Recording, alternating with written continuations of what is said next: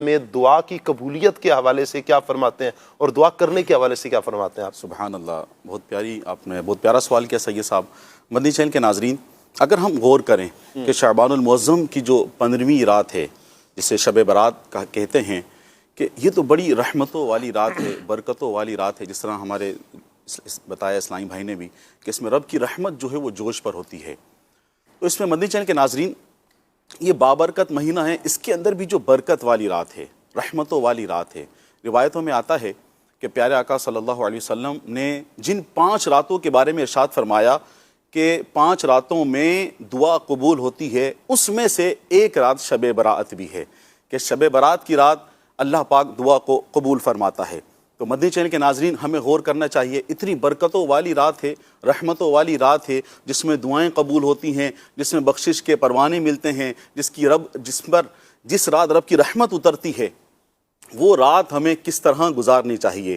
رب تعالیٰ کی بارگاہ میں دعا کر کے گزارنی چاہیے، یا روڈوں پر گھوم کر دوستوں کی بیٹھک میں گزارنی چاہیے؟ اچھا، دعا کا تعلق شب برات سے بھی، اور ایک جو ہمارا موضوع ہے جہنم سے آزادی، اس کے تعلق سے بھی ہے۔ تو دعا جس کے بارے میں رب تعالیٰ نے ارشاد فرمایا، ادعونی استجب لکم، مجھ سے دعا کرو میں قبول پیاری کروں۔ آیت مبارکہ، سبحان اللہ، سبحان اللہ۔ واہ۔ اب ایسے ہی اگر ہم دیکھیں تو ایک اور حدیث میں حضرت علی کرم اللہ تعالیٰ وجہ الکریم سے مروی فرماتے ہیں کہ پیارے آقا صلی اللہ علیہ وسلم نے ارشاد فرمایا کہ جب 15ویں شعبان کی رات ہو تو رات میں قیام کرو اور دن میں روزہ رکھو۔ واہ۔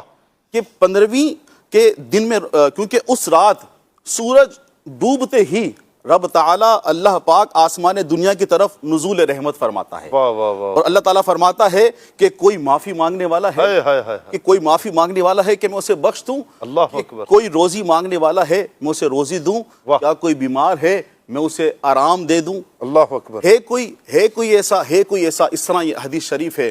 تو یہ رات، مبارک رات، ہم نے حدیث شریف سنی، ابن ماجہ کی حدیث شریف ہے کہ اس میں تو دعائیں قبول ہونے کی رات ہے، جب رب تعالیٰ آسمان دنیا پر فرما رہا ہے کہ ہے کوئی مانگنے والا، تجلی فرما رہا ہے، تجلی فرما رہا ہے، سبحان اللہ، رحمت فرماتا ہے، رحمت ہے۔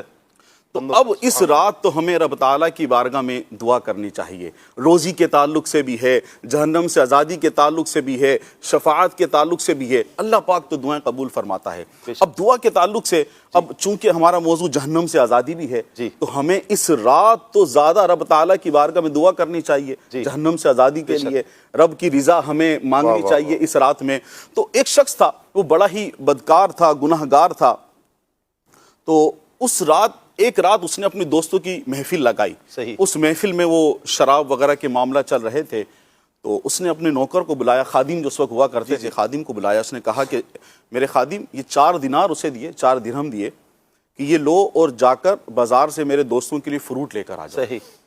اب جو وہ خادم بازار کی طرف گئے، فروٹ لینے کے لیے گئے، تو کیا دیکھتے ہیں کہ حضرت ایک اللہ پاک کے نیک بندے حضرت منصور بن عمار رحمۃ اللہ تعالیٰ علیہ جو ہے، سبحان اللہ، ایک بندے کی حاجت کو پورا کرنے کے لیے آپ اعلان فرما رہے ہیں کہ ہے کوئی شخص جو اس کی حاجت کو پورا کرے اور اسے 4 درہم دے، جو اسے 4 درہم دے گا میں اس کے لیے اللہ پاک کی بارگاہ میں 4 دعائیں کروں۔ سبحان اللہ، واہ واہ۔ اب یہ جو شخص تھے، اب یہ جو خادم تھے، غلام تھے، یہ موجود تھے، انہوں نے سنا ان کے پاس 4 درہم بھی موجود تھے، تو انہوں نے وہ پیش کر دیے، کہا کہ اب یہ 4 درہم میں دے دیتا ہوں، میرے لیے رب تعالیٰ کی بارگاہ میں دعا کر دیں۔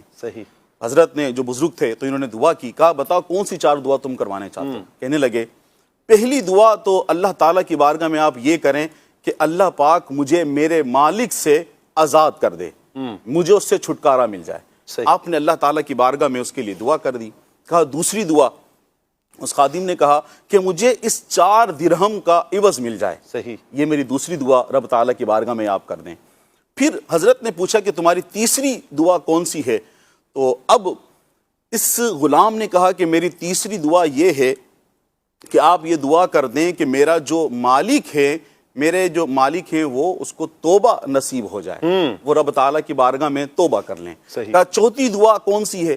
لیکن آپ چوتھی دعا میرے لیے یہ کر دیں کہ اللہ تعالیٰ مجھے، یعنی غلام کو، اور آپ کو، حضرت منصور بن عمار رضی اللہ تعالیٰ عنہ کو، اور حاضرین مجلس کو، سب کی اللہ پاک مغفرت فرما دے۔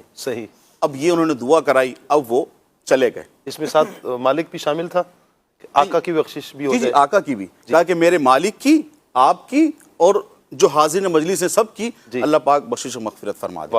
اللہ کے نیک بندے نے اللہ پاک کی بارگاہ میں دعا کی اس اعتماد اور یقین کے ساتھ ادعونی استجیب لکم، اس یقین کے ساتھ کہ اللہ تعالیٰ تو کریم ہے، رؤوف الرحیم ہے، دعاؤں کو قبول کرنے والا ہے، ان اللہ حی کریم۔ تو اب اس اعتقاد و یقین کے ساتھ اللہ پاک کی بارگاہ میں دعا کی۔ اب یہ بھی غلام واپسی گھر کی طرف لوٹتے ہیں تو اب جو ان کے مالک کے پوچھتے اتنی تاخیر کیوں ہوئی، تاخیر کی وجہ، تو انہوں نے پورا تمام سارے واقعہ ان کو بتا دیا۔ کہا کہ میری پہلی دعا یہ تھی کہ آپ مجھے آزاد کر دیں۔ کہا جا میں نے تجھے آزاد کیا، پہلی دعا قبول ہو گیا اللہ پاک کی بارگاہ میں۔ کہا دوسری دعا تم نے کون سی کروائی تھی؟ کہا میں نے یہ دعا کرائی تھی کہ مجھے 4 درہم کا عوض مل جائے۔ ان کے مالک نے 4000 درہم اس کو دے دیے عوض کے طور پر، یہ دعا بھی قبول ہو گئی۔ کہا تیسری دعا، کہا میری تیسری دعا یہ تھی کہ آپ یعنی میرے مالک جو ہیں اللہ پاک کی بارگاہ میں توبہ کر لیں، گناہوں سے توبہ کر لیں۔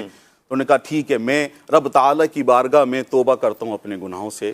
یہ دعا بھی قبول ہو گئی۔ اب چوتھی دعا غلام کی، غلام کے مالک کی، ان بزرگ کی اور حاضرین مجلس کی۔ تو اب وہ جو تھے ان کے جو مالک تھے انہوں نے کہا کہ یہ 3 دعائیں تو میرے اختیار میں تھی جو میں نے یہ کام کر دیا، اب جو چوتھی دعا ہے، جو چوتھی بات ہے وہ میرے اختیار میں نہیں ہے۔ اب جب رات کو یہ جو مالک تھا یہ سویا، اب کیا دیکھتا ہے خواب میں، جب یہ سویا تو کوئی کہنے والا کہہ رہا ہے کہ جو تیرے اختیار میں تھا تو نے کر دیا، اب جو میرے اختیار میں ہے کیا میں وہ نہیں کروں گا؟ اللہ کیا میں وہ نہیں کروں گا؟ کہ یاد رکھو، سن لو کہ میں نے یعنی وہ جو مالک تھا تمہارے غلام کی، منصور بن عمار کی اور تمام حاضرین مجلس کی مغفرت کر دی ہے۔ سبحان اللہ، کیا بات ہے، کیا بات ہے۔ مدنی چینل کے ناظرین، دعا کی برکات دیکھیں، اور یہ وہ عوض ہے کہ جو فوراً ملتا ہے۔